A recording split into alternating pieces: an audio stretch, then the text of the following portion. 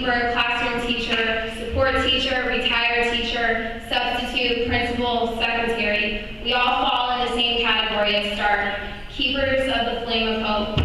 Thank you for teaching me how to fan the flame and stand alongside each of you every day. To my past principal, Barbara Head, who hired me into this crazy, wonderful world of teaching,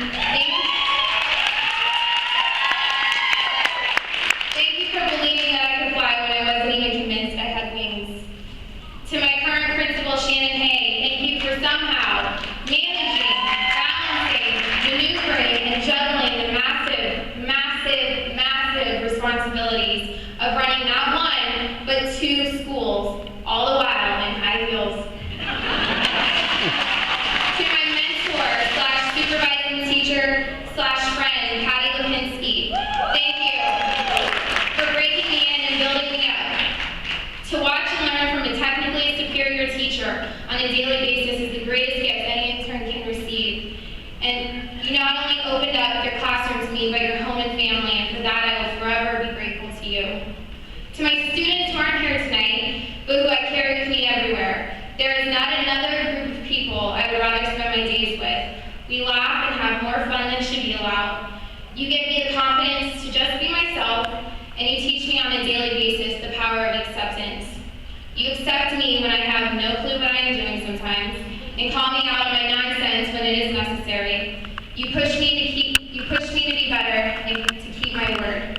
You will never fully know what you mean to me. Just know this: you are so very, very special, and I always want the best for you.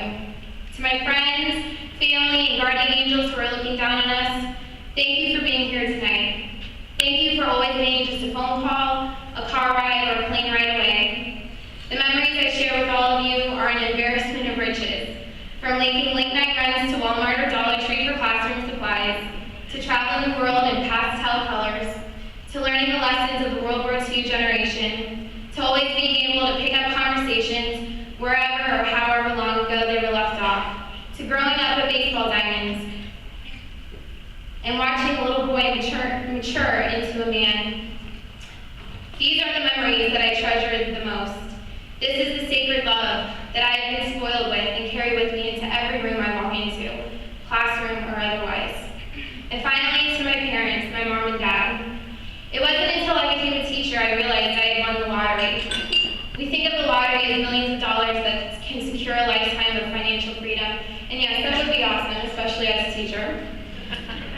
But I now know that winning the lottery is being born to people who want you, who love you, who nurture you, who set boundaries for you, have expectations for you, and above all, who are willing to sacrifice for you.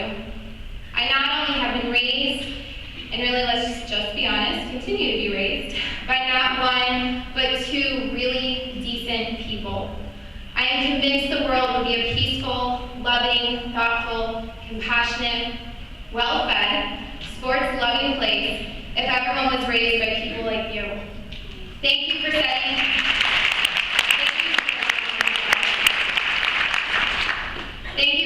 an example I could never live up to, and for loving me enough to say no when I needed it.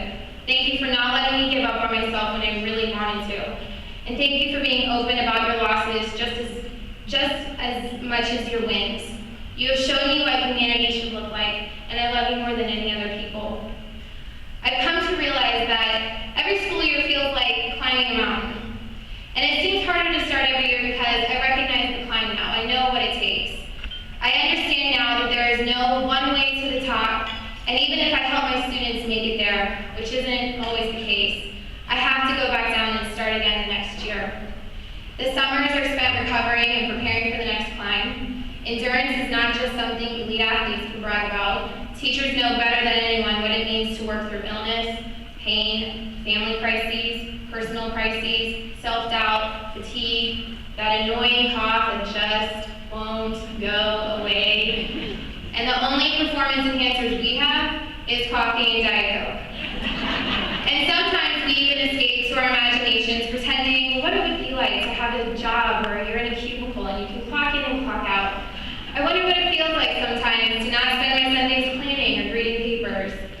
Sometimes we even rage at the injustices we witness on a daily basis. How How is it fair that some kids are born on the upside of advantage while others are not? How is it fair that some kids get to go to a home where they feel loved and wanted, while others' only chance of those feelings are at school? I've resigned myself to the fact that there will never be an answer to those questions. There will never be a perfectly just world. And I can either let that eat at me, become bitter and hopeless, and throw my hands up and say, what's the point? Or I can choose to be inspired by the young people who show up every day to my classroom with, against all odds and understanding, a smile. Even the students who have temporarily lost their smiles, they still show up. Inevitably, the summer rolls up on us, and just as we feel equal parts relieved and depleted, the worry sets in. Did I do enough? Was it enough? Did I appreciate them enough? Do they know just really how special they are? Do they know how capable they are? Birth. All I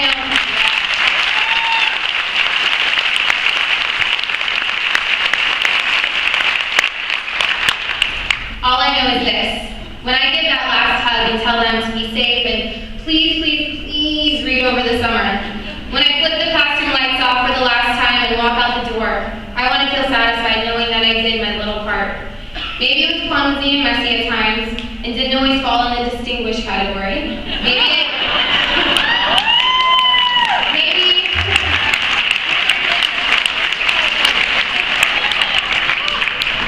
Maybe it never fell in the distinguished category. But that's only because there isn't a measure for the reasons my heart led me here. The amount of love I feel for my students can't be measured on a test, on a rubric, or even through a recognition like this. My love for them is something that is personal to me and personal to you. And I cling to the hope that it will be enough to carry my students through the summer until they arrive at the door of their next teacher, who I pray will love them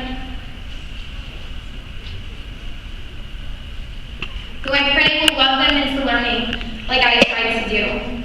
Because what I've learned and continue to learn is when our hearts become open, our minds become open. Start with the heart, the rest will follow.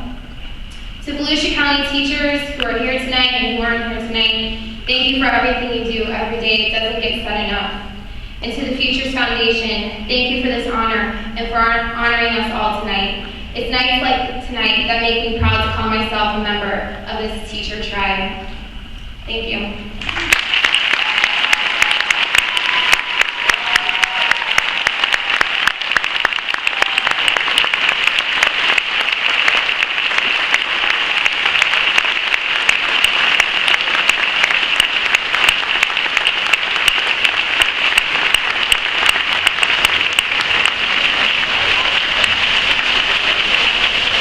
Miss Emily Edwards, Teacher of the Year, one more time, please.